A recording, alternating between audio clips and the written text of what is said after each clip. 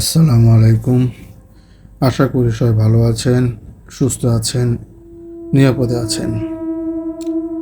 আমাদের চ্যানেলের গল্পগুলো কেমন লাগছে অবশ্যই আমাদেরকে আপনারা কমেন্টস করে জানাবেন। আর আমাদের চ্যানেলটিকে সাবস্ক্রাইব করবেন, লাইক করবেন, শেয়ার করবেন। আমাদের চ্যানেলের বেল আইকনটি প্রেস করে দিবেন যাতে আপডেট আসলে আপনারা পেয়ে যান। আমাদের ভুল ত্রুটি হলে অবশ্যই ক্ষমা সুন্দর দৃষ্টিতে দেখবেন, এটা আমরা আশা করি। আর আমাদের ইমেল অ্যাড্রেসটি হলো bhutghanta@gmail.com। আমরা বিগত কতগুলো প্রোগ্রামে আমাদের অনেকগুলো ভয়ানক কাহিনী আপনাদেরকে বলেছি, আমাদের সংগ্রহ করা। সামনে আরও আসবে ইনশাল্লাহ। আপনারা আমাদের সাথে থাকবেন, এটি আমরা আশা করি। যাই হোক, আমি আর কথা বাড়াবো না, আমি আমার প্রথম ঘটনায় চলে যাই।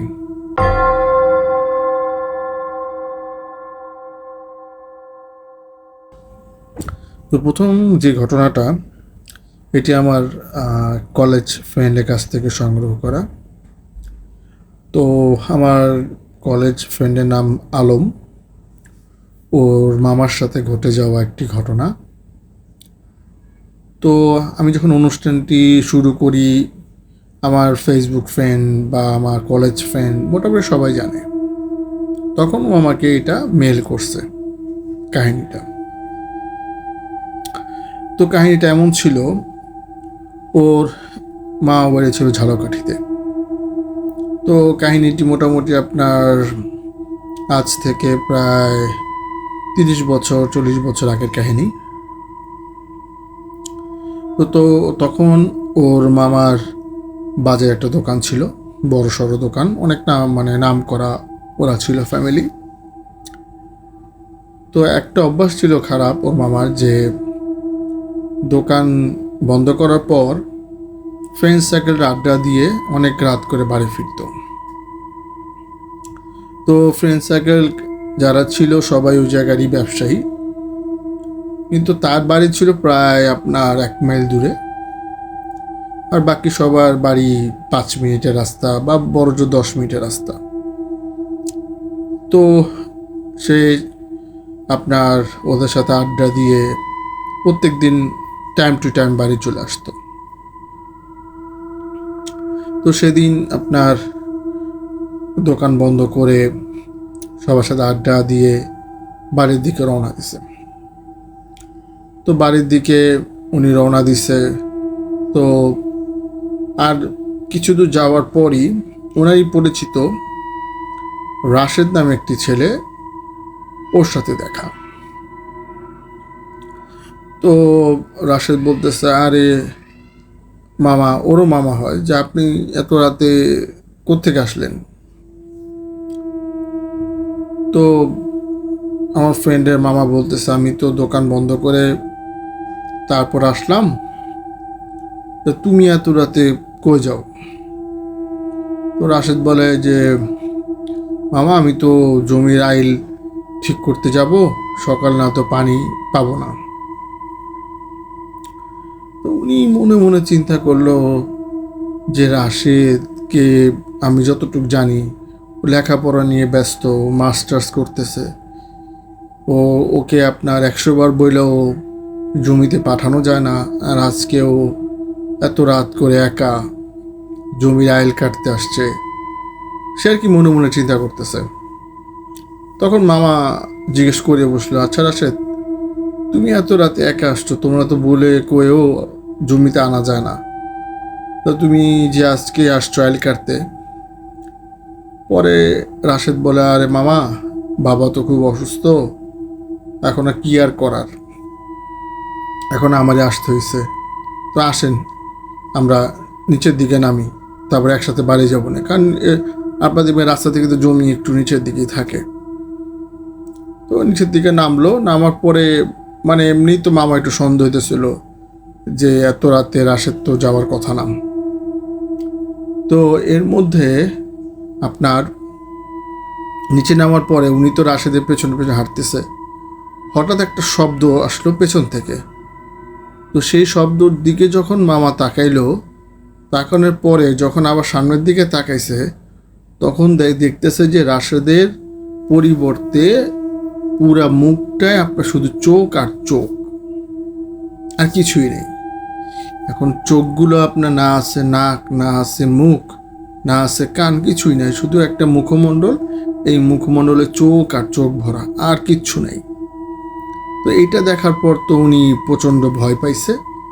ভয় পাওয়ার পরে ওনাকে একটা সজোরে থাপ্পড় মারছে। তারপর আর তার কিছু মনে নেই। যখন উনি চোখ খুলল, তখন উনি দেখলো যে উনি বাসায়।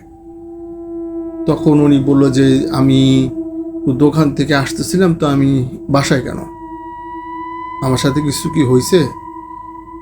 তখন ওনার মা বলতেছে যে তোমাকে ওই কয়েকজন লোক তারা আসতেছিল, 3-4 জন লোক, ওই বট গাছের পাশেই, মানে জমির পাশে একটা বট গাছ ছিল, ওখানে একটা শ্মশান ছিল। তো যখন ওই লোকগুলো শ্মশানের সাইড দিয়ে আসতেছে, তখন তাদের কাছে আবার টর্চ লাইট ছিল। তো টর্চ লাইট দিয়ে তারা আলো একটু মারে নিভাই, এইভাবে তো টর্চ লাইট দিয়ে হাঁটে। তো হঠাৎ দেখে কি যে কি একটা শব্দ হইতেছে শ্মশান থেকে। তো তারা যখন লাইট মারছে, দেখে যে অনেকগুলা 3-4টা বানরের মতো, কিন্তু বানর না, অনেক বড় বড়, সেই 3-4টা তোমার লাশ টেনা টেনা, মানে তোমাকে টেনা টেনা আসতো না, তোমাকে টেনা টেনা ওই শ্মশানে আনতেছে। এটা দেখার পর তো তারা সাথে সাথে আপনার ওই বানরগুলার দিকে যখন আগে আসলো, তো বানরগুলা দৌড়ায় পালায় চলে গেল। আসলে সেগুলো বানর ছিল না, ওগুলা একটা জিনের রূপ ছিল। তো তারা দেখলো যে তোমার সেন্সা মানে আছে, তোমার শ্বাস প্রশ্বাস চলতেছে। তো তারা সাথে সাথে ওই তোমাকে ওখান থেকে সবাই মিলে বাসায় নিয়ে আসলো। কারণ তোমাকে গ্রামে সবাই কম বেশি চিনে, যেহেতু তুমি বাজারে তোমার দোকান আছে। আর আমি তো প্রথমেই বলছি যে ওনাদের বাড়িটা অনেক নাম করা ছিল, ভালো উচ্চ বংশের ছেলে ছিল। তো এইভাবেই আপনার উনি আসা পড়লো বাসায়। তো বাসায় আসার পরে ওনার বাবা বলতেছে যে এত বড় একটা ঘটনা ঘটছে, তো আমি পাশেই তো আমাদের মসজিদ, তা হুজুরকে নিয়ে আসি। তা হুজুরকে আনতে গেছে। তো এদিকে উনি বলতেছে যে উনি তো অনেক অসুস্থ, যেহেতু ওনাকে থাপ্পড় মারছে, উনি বিছানা থেকে উঠতে পারতেছে না। বলতেছে যে মা, তুমি আমার জন্য একটু পানি নিয়ে আসো।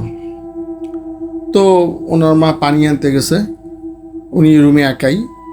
তো আয়সা দেখতেছে যে ওনার ছেলেটা আপনার উপর হয়ে আছে, যেভাবে আমরা মানে নামাজে সেজদা দিই, ঠিক এইভাবে উপর হয়ে আছে, কিন্তু ওনার ঘাটটা ঘুরানো, মানে ঘাটটা পেছন দিকে সে দেখতেছে, কিন্তু উপর হয়ে আছে, মানে নামাজের মতো করা, কিন্তু মুখটা হয়েছে উপরের দিকে করা, মানে কেউ মনে তার ঘাটটাকে ভেঙে দিছে। তো এটা দেখার পর তো তার মা খুব কান্নাকাটি, মানে বাড়ির আর সবাই চলে আসলো যে কী হয়েছে কী হয়েছে, আয়সা তো সবাই দেখলো এই অবস্থা।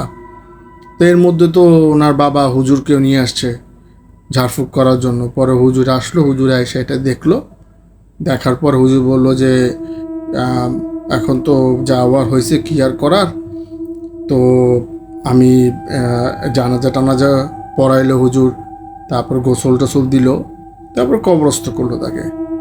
তারপর তার বাবাকে বলল যে আপনি এক কাজ করবেন, 15 দিন পরে আমার সাথে একটু দেখা করবেন, তখন আমি দেখবো যে এটা কী হয়েছে। পরে আপনার মামার যে বাবা, উনি ওই হুজুরের সাথে 15 দিন পর উনি দেখা করলেন। কিন্তু দেখা করার পর হুজুর তাকে কোনো সঠিক অ্যান্সার দিতে পারলো না যে কে ঘাটটা ভেঙে দিছে। হুজুরে অনেকগুলো পালিত জিন ছিল, কিন্তু তারাও অনেক চেষ্টা করে এটা বের করতে পারেনি যে এ কাজটা কে করছে। কিন্তু তাকে যে ভয় দেখানো হয়েছে, ওই জিনের খবর তারা আনতে পারছে। যে আপনার অনেকগুলো চোখ হয়ে গেছে, তারপর বানরের মতো যেগুলো ছিল বড় বড়, এগুলো যে তাকে ভয় দেখাইছে, যদি তখন ওই লোকগুলো না আসতো তাহলে হয়তোবা তারা তাকে মেরে ফেলতো, এরকম একটা প্ল্যান তাদের ছিল। যাই হোক, পরে এটার সমাপ্তি এভাবেই হয়, আর খোঁজ পাওয়া যায় না যে কোন জিনের মাধ্যমে কাজটা হয়েছে।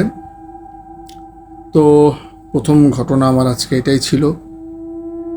আশা করি আপনাদের ভালো লাগছে। ঘটনাটা খুব ইন্টারেস্টিং ছিল, আমার কাছে ভালোই লাগছে।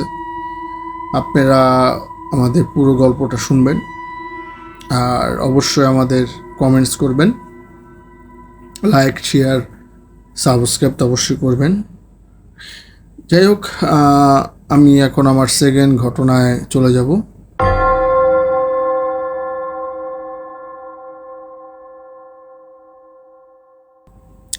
তো সেকেন্ড ঘটনাটা একটা ইমেল।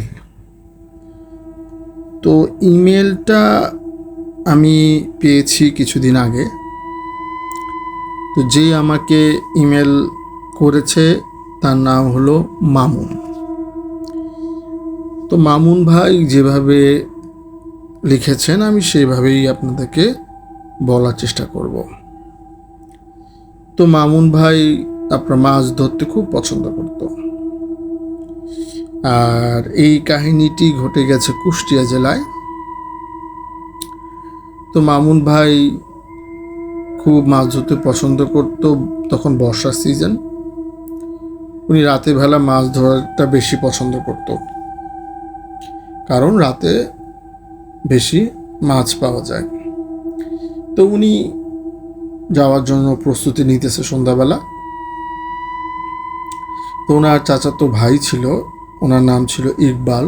ওনার বয়স আপনার 12 থেকে 13 বছর, ছোট মানুষ। তো ইকবাল বলতেছে মামুন ভাইকে যে ভাই আমি আপনার সাথে যাব। তো মামুন ভাই বলতেছে না, তুমি তো ছোট মানুষ, তুমি বাসায় থাকো, আমি কখন না কখন আসি রাতে, তো আজকে থাক, পরে একদিন যাবা। তো এখানে ইকবাল তো নাসর বান্দা, সে তো যাবেই। মামুন ভাই মনে মনে চিন্তা করতেছে, এখন মাছ ধরতে গেলাম, দেখা গেল কান্নাকাটি করতেছে, বাসায় যাবে বাসায় যাবে, তো আমার আবার তাড়াতাড়ি চলে আসতে হবে। তো সব চিন্তা ভাবনা করে উনি বারবার মানা করতেছে যে না থাক, আজকে থাক, তুমি একদিন যাও। না, ইকবাল তো যাবেই। তো মামুন ভাই বললো আচ্ছা ঠিক আছে, তাহলে চল যাই। তো নিয়ে গেল। তো যেখানে আপনার ও তো কখন না কখন বাসায় আবার যাবে, তো যেখানে আপনার আমার অগভীর, যেখানে পানি কম, এখানে আপনার প্রথমে মাছ ধরা শুরু করলো। তো টুকটাক উনি মাছ ধরতেছে, আর নৌকার একদম পেছন সাইডে হলো আপনার ইকবাল বসা। তো উনি ওই যে টর্চ লাইট দিয়ে মাছ ধরবে, টর্চ লাইট আর ট্যাটা প্লাস কাছে জালও আছে, এগুলো দিয়ে টুকটাক মাছ ধরতেছে। ইকবালের কাছেও আপনার টর্চ লাইট আছে। তো ইকবাল খেয়াল করলো, ইকবাল যেখানে বসা তার নৌকার পাশেই পানিতে, কিন্তু পানি কম, এখানে একটা অনেক বড় একটা মাছ নড়াচড়া করতেছে। তো ইকবাল চিন্তা করলো যে এত বড় মাছ, ওই সামনে তো মামুন ভাই ধরতেছে, আমি দেখি চেষ্টা করি এটা পারি কিনা। তো উনি প্রথমে চিন্তা করলো যে এটা আমি যদি ট্যাটা দিয়ে মারতে পারি। ট্যাটা অবশ্যই সবাই মোটামুটি চিনেন, যেটা সামনের দিকে লোহার ইটা থাকে চোক্কা চোক্কা। পরে উনি ইকবাল চিন্তা করলো যে ট্যাটা দিয়ে যদি না পারি তাহলে তখন তো আবার সমস্যা হয়ে যাবে, মাছটা চলে যাবে। তো আপনারা যারা রাতে মাছ ধরেন অবশ্যই জানেন যে টর্চ লাইটের আলো মারলে মাছ তখন আর মুভ করে না, মানে ওই জায়গায় স্থির থাকে। এই জন্য মানুষ তখন ট্যাটা মারলে ট্যাটাতে বিঁধে যায়। তো ও কি করলো, ও টর্চ লাইট জ্বালায় যখন মাছে মারলো, মাছটা তো স্থির হয়ে গেছে, মাছটা নড়াচড়া করতেছে না।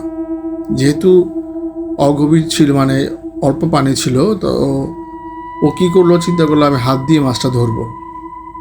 তো নৌকা থেকে নেমে গেল, নেমে ওটা ধরার চেষ্টা করতেছে, আর সামনে তো আপনার মামুন ভাই মাছ ধরতেছে। তো যখনই ওই মাছের গায়ে ওর হাত লাগে, তখনই মাছটা আরও দূরে সরে যায়। তো ওর আশাটা ওর জাগে যে হাতে যেহেতু লাগছে নেক্সট ধরতেই পারবো। এরকম করতে করতে ও একদম মানে গলা পানি পর্যন্ত চলে গেছে। তখন ওর খেয়াল হয়েছে যেহেতু গলা পানি পর্যন্ত চলে আসছে,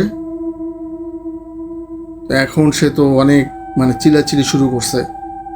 তো আশেপাশে কাউকেই সে দেখতেছে না। তো এইদিকে মামুন ভাই হঠাৎ পেছন দিকে খেয়াল করে দেখে যে ইকবাল নাই। তো সে তাকায় দেখে অনেক দূরে যেখানে গলা পানি সেখানে ইকবাল চিল্লাচিল্লি করতেছে।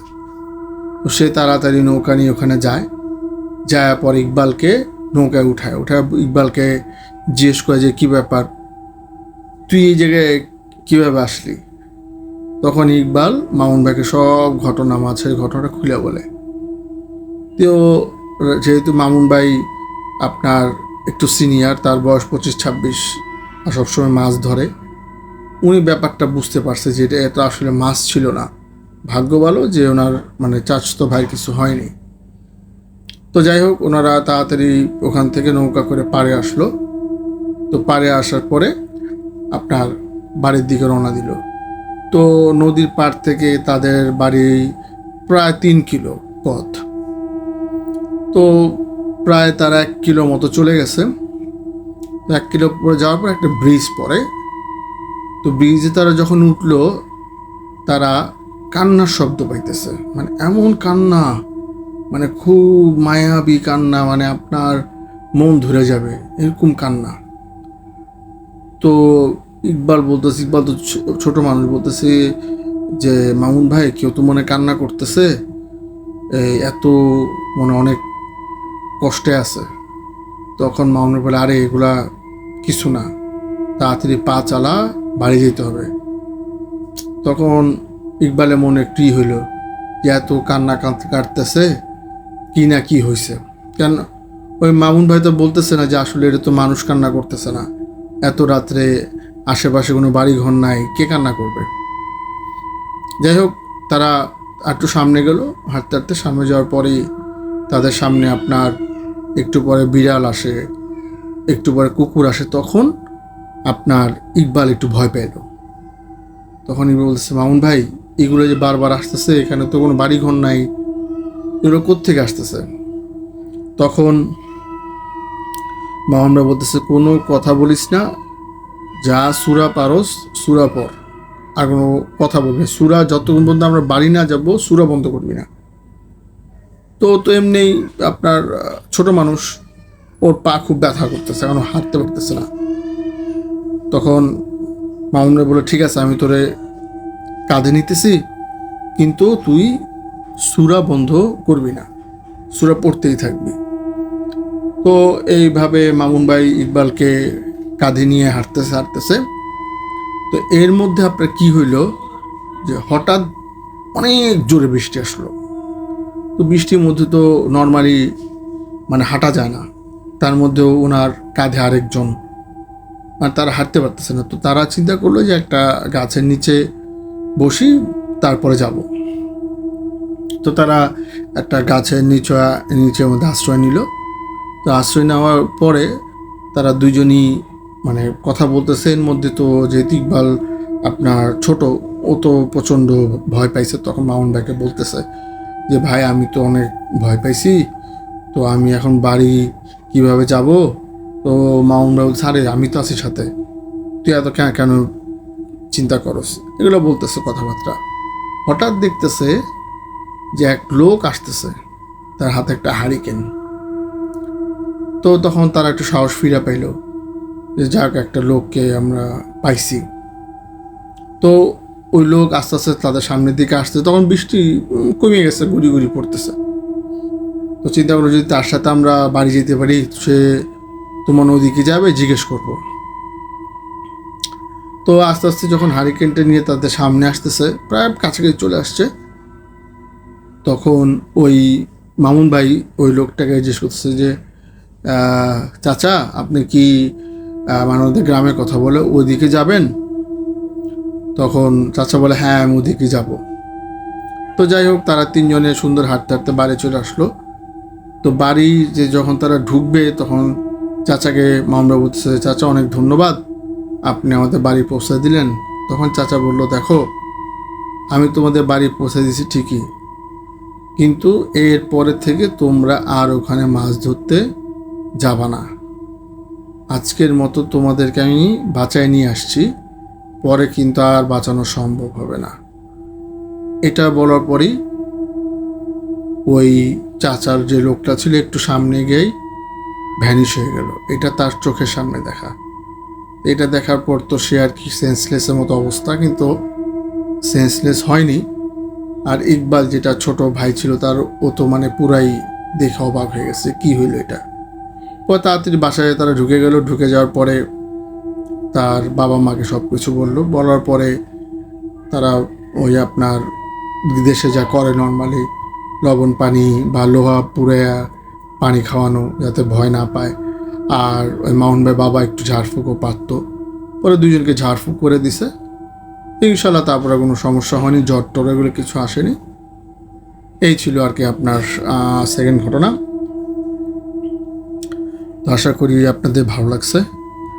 আমাদের ঘটনাগুলো পুরোপুরি শুনবেন, আর আমাদের জন্য অবশ্যই আপনারা দোয়া করবেন, আমরা আপনাদের জন্য দোয়া করব। চ্যানেলটি যেহেতু নতুন, আমাদের চ্যানেলটি সবাই সাবস্ক্রাইব করবেন, লাইক করবেন, শেয়ার করবেন, সর্বোপরি আমাদের সাথে থাকবেন। আসসালামু আলাইকুম।